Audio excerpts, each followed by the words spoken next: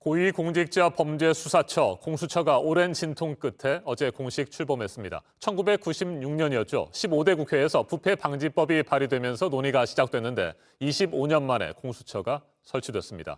김진욱 초대 공수처장은 취임식에서 국민 앞에 오만한 권력이 되지 않겠다고 말했습니다. 정치적 중립을 지키면서 성역 없이 수사하겠다고 덧붙였습니다. 최창렬 용인대 교양학부 교수 자리에 함께했습니다. 어서 오십시오. 네, 안녕하세요. 네, 헌정 사상 처음으로 검찰로부터 독립된 수사 기소기관이 드디어 탄생을 했습니다. 검찰을 제외하고 수사권과 기소권을 갖는 그러한 기구가 탄생한 거죠. 네. 그러니까 검찰에서 항상 우리가 지적했던 부분 중에 하나가 기소 독점주의잖아요. 기소권을 이제 오로지 검찰만 가지고 있었거든요. 공수처, 고위공직자범죄수사처가 이제 수사권과 기소권을 다 갖는 거예요. 물론 모든 수사 대상에서 그렇지 않습니다. 상무 이상 공무원들 그리고 이제 대통령, 전현직 대통령이죠. 네. 국회의원, 뭐 판검사, 그리고 이제 뭐 오부 요인들 이런 이제 부분들이 다 수사 대상인데 이런 분들에 대해서는 기소권을 갖는 거죠. 3급 이상 공무원은 기소권을 가지고 있지 않습니다. 어쨌든 간에 공수처는 어쨌든 수사권과 기소권을 갖는 검찰 이외 유일한 기관이라는 거, 그리고 검찰 권력이 분산될 수 있다라는 것. 또 하나는 검찰과 경찰 그리고 공수처가 서로 이제 견제와 균형을 할 수 있다라는 것. 아마 이런 것들이 공수처 출범의 의미 아니겠는가. 그리고 또 하나가 검찰의 정치적 중립과 수사의 독립성이 항상 문제돼 왔었거든요. 아무튼 뭐 이제 앞으로 공수처가 어떠한 이제 수사를 해 나갈지 지켜봐야지 알겠습니다만 최소한도 적어도 제도적으로는 공수처가 이제 정치적 독립이라든지 수사의 독립성 이런 부분들을 좀 이제 담보할 수 있는 그런 기초적인 틀은 만들어졌다. 그것이 의미가 있다고 생각합니다. 네, 기초적인 틀은 만들어졌는데 네. 그렇다면 과연 정치적 중립성과 독립성을 지켜나갈 수 있겠느냐, 뭐 이런 우려는 사실상 지금도 조금 있기는 합니다. 상존하는 거죠. 네. 우선 이제 공수처장에 대한 징계 규정이 없습니다. 지금 검찰총장은 징계를 받을 수가 있는데 공수처장에 대한 징계 규정은 아직 마련되어 있지 않은 걸로 알고 있고 또 하나 문제가 검찰에 대한 민주적 통제성의 문제가 항상 제기돼 왔었거든요. 그렇다면 공수처는 어떻게 통제할 것인가의 문제. 그럼 공수처는 물론 아까 제가 말씀드릴 때 검찰과 경찰 그리고 공수처가 상호 견제와 균형의 어떤 이런 이제 시스템이 될 수 있다고 봤지만 어쨌든 공수처는 또 누가 견제할 것인가의 문제가 제기되는 거거든요. 그러니까 지금 아직까지는 제도적으로 그런 부분들이 완전히 완비된 것 같지 않아 보입니다, 지금. 그러니까 공수처가 어쨌든 자의적으로 권력을 남용할 수 있는 소지를 원천적으로 차단하는 부분들, 뭐 이런 것들은 제도적으로 보완할 필요가 있다고 생각합니다. 네, 그리고 실제로 살아있는 권력에 대해서 엄정하게 수사를 하고 기소를 할 수 있겠느냐 이런 우려도 분명히 있고요. 여전히 있는 거죠. 검찰도 다 수사할 수가 있어요. 네. 할 수 있는데 우리나라 검찰이 대통령도 이제 구속시키기로 했으니까 할 수 있는 건데 정치 권력의 영향에서 상당히 자유롭지 못했던 게 사실이었잖아요.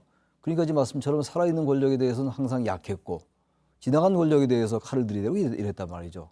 따라서 항상 문제되어 왔던 게 검찰이 살아있는 권력에 대해서 엄정하게 성역 없이 수사해라 이런 것들이었는데 그게 잘 이루어지지 않았던 게 사실이었거든요. 공수처가 지금 이제 수사 대상이 전현직 대통령이 포함되어 있습니다. 그렇다면 이제 성역 없는 수사를 해 나가야 되는 것인데 아직 뭐 출범을 이제 어제 시작했으니까 두고 봐야지 알 거예요. 근데 저는 이제 하나 기대를 거는 게 김진우 공수처장이 그런 말을 했더라고요. 성찰적인 권한 행사를 하겠다. 네. 그런 말 잘 듣기 어려운 얘기거든요. 수사 영역에서는. 그리고 또 이제 인권 친화적인 그러한 이제 수사를 하겠다라는 거. 그리고 여당 편도 아니고 야당 편도 아닌 국민의 편에서 수사를 하겠다라는 거. 이런 부분들은 뭐 원론적 얘기일 수 있겠습니다만 공수처가 지금 이제 뭔가 특히 야당의 시각에서 본다면 야당에서는 이 권력이 자신들에게 향하는 수사를 막기 위한 것이 아니냐 이런 식의 의심의 눈초리를 거두지 않고 있어요. 야당에서 말이죠. 국민의힘에서.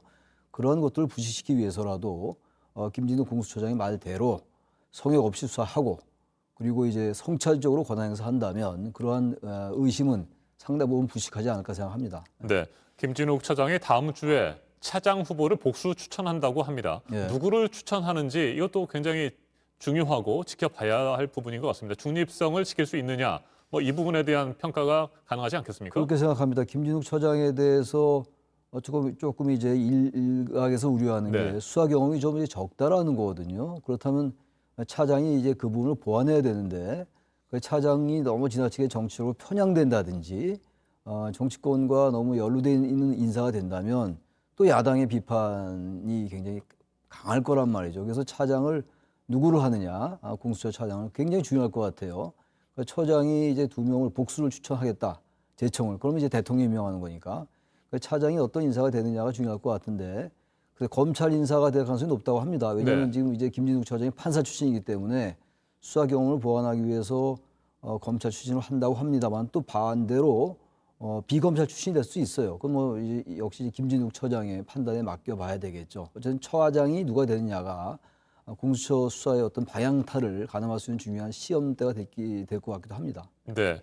공수처가 어렵사리 출범을 했기 때문에 이제 뭐 제대로 일할 수 있도록 지켜보는 수밖에 없을 것 같은데 네. 앞으로 정치권이 뭐 지나치게 개입을 하려고 한다거나 뭐 또 어떤 사안에 대해서 뭐 정쟁화하려고 하는 그런 시도를 하게 된다면 또 이것도 여러 가지 문제가 생기지 않겠습니까? 그게 제일 우려되는 부분이 바로 지금 말씀하신 그 부분입니다. 네. 지금 이제 지난해 워낙 이제 법무부와 검찰의 갈등이 이제 오래돼 왔고 그 연장에서 이제 공수처 수사가 만약에 여야가 서로 상대에게 불리한 수사를 자꾸 주장한다면은 공수처가 벌써 이제 처음부터 정치적 외풍에 휘말릴 수가 있는 우려가 있어요.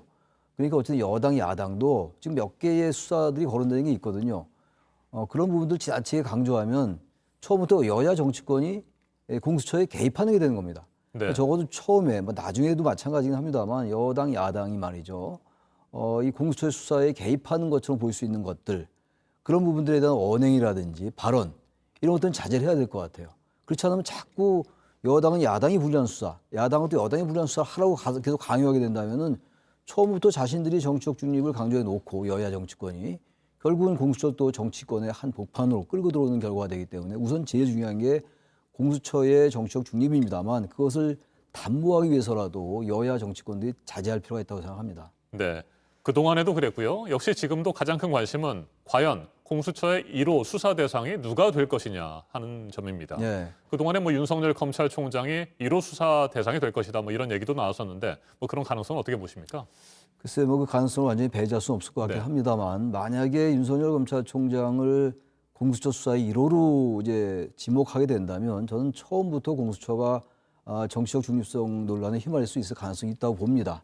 저는 그래서 그 부분 좀 배제하는 게 좋을 것 같고 하나의 이제 방법으로서 공수처 수사 1호 대상으로 여야가 민감하게 생각하는 부분들이 있어요. 정치적 쟁점화된 부분들 네. 이런 수사는 좀 일단 배제하고 고위공직자들의 수뢰라든지 부정부패라든지 뇌물공여 이런 게 있거든요. 직권남용, 직무유기 이런 부분들 수사한다면 여야의 어떤 그런 정치적 외풍부터 좀 자유로울 수 있다. 그래서 여야도 정치적으로 개입하고자 하는 그것을 차단해야 되지만 공수처도 너무 지나치게 여야가 민감하게 생각하는 부분들에 대해서는 좀 수사를 정치적 중립이나 수사의 독립을 위해서라도 좀 처음에는 조금 자제할 필요가 있다고 생각합니다. 알겠습니다. 계속해서 지켜봐야 할 부분들이 네. 많이 있는 것 같습니다. 지금까지 최창렬 용인대 교양학부 교수였습니다. 말씀 잘 들었습니다. 네.